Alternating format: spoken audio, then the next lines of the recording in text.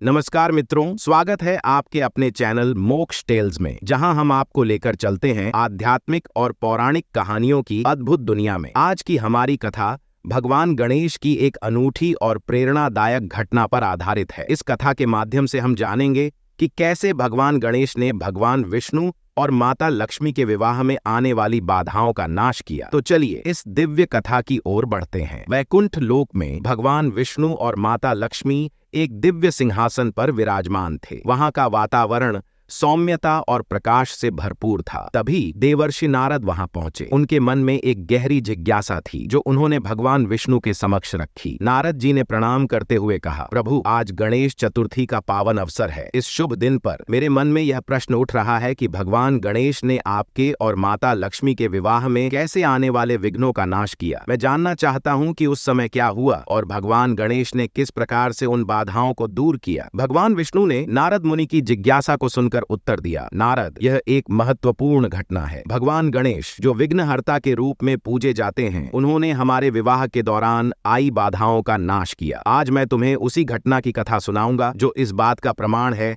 कि भगवान गणेश कैसे विघ्नों का नाश कर हमें सफलता की ओर ले जाते हैं। स्वर्ग लोक में, जहां सभी देवता भगवान विष्णु और माता लक्ष्मी के विवाह की तैयारियों में लगे थे, वहीं एक महत्वपूर्ण भूल हो गई। गणेश जी को इस विवाह में आमंत्रित ही नहीं किया गया था। जब गणेश जी को इस बात की जानकारी मिली तो उनके मन में गहरा दुख और निराशा भर गई। वे सोचने लगे, क्या मेरी भूमिका इतनी महत्वहीन हो गई है कि इसे नजरअंदाज किया जा सकता है। लेकिन गणेश जी ने जल्द ही अपने क्रोध को नियंत्रित किया। उनके मन में एक ही विचार आया, इस समस्या का समाधान कैसे किया जाए। उन्होंने अपने माता पिता भगवान शिव और माता पार्वती से इस पर चर्चा की और अपनी नाराजगी व्यक्त की। भगवान शिव ने उन्हें शांत करते हुए कहा, पुत्र, कभी कभी अनजाने में ऐसी भूलें हो जाती हैं। तुम्हारी भूमिका अत्यंत महत्वपूर्ण है और हमें इस स्थिति को सुधारने के लिए धैर्य रखना होगा। गणेश जी ने अपने माता पिता की बातों को ध्यान में रखते हुए तय किया कि वे स्वर्ग लोक जाकर इस स्थिति का समाधान करेंगे। अपने प्रिय वाहन मूषक पर सवार होकर उन्होंने स्वर्गलोक की यात्रा शुरू की। यात्रा कठिनाइयों से भरी थी, लेकिन गणेश जी के संकल्प और धैर्य के आगे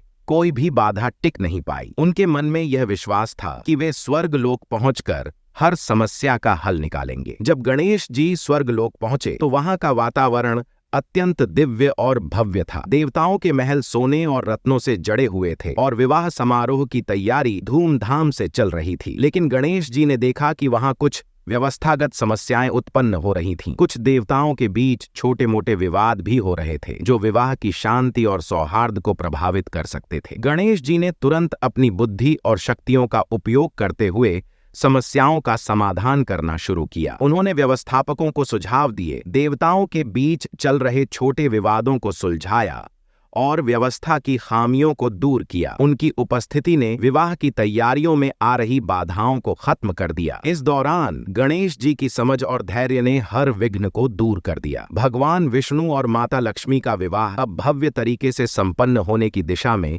बढ़ने लगा। जब विवाह समारोह शुरू हुआ तब भी कुछ छोटी मोटी समस्याएं थीं, लेकिन भगवान गणेश की उपस्थिति और उनका आशीर्वाद हर समस्या को खत्म करने के लिए पर्याप्त था। गणेश जी ने विघ्नहर्ता के रूप में अपनी भूमिका निभाई और यह सिद्ध किया कि बिना उनके आशीर्वाद के कोई भी शुभ कार्य सफल नहीं हो सकता। विवाह संपन्न होते ही सभी देवताओं ने गणेश जी की महिमा का गुणगान किया। भगवान विष्णु और माता लक्ष्मी ने भी गणेश जी का आभार व्यक्त किया और सभी देवताओं के बीच एकता और सौहार्द का संदेश फैलाया। भगवान विष्णु ने कथा का अंत करते हुए कहा, गणेश जी के आशीर्वाद के बिना कोई भी कार्य संपूर्ण नहीं होता। उन्होंने हमारे विवाह को न केवल विघ्नों से बचाया, बल्कि इसे सफल और आनंदमय बनाया। उनके आशीर्वाद से ही हम सभी कार्यों में सफलता प्राप्त करते हैं। नारद मुनि ने गणेश जी की इस महिमा को सुनकर श्रद्धापूर्वक उनका स्मरण किया और कहा, प्रभु, आपकी इस कथा ने मेरी जिज्ञासा शांत कर दी है। अब मैं समझ गया हूँ कि गणेश जी का आशीर्वाद किसी भी कार्य में कितना महत्वपूर्ण है। मित्रों, आशा करते हैं कि आपको हमारे द्वारा सुनाई गई कथा पसंद आई होगी। अगर आपको यह कथा पसंद आई हो तो इस वीडियो को लाइक और शेयर जरूर करना मित्रों, और आप सभी हमारे चैनल को सब्सक्राइब करके हमें प्यार देना। मित्रों, आप सभी का वीडियो को यहाँ तक देखने के लिए दिल से धन्यवाद। गणपति बप्पा मोरया।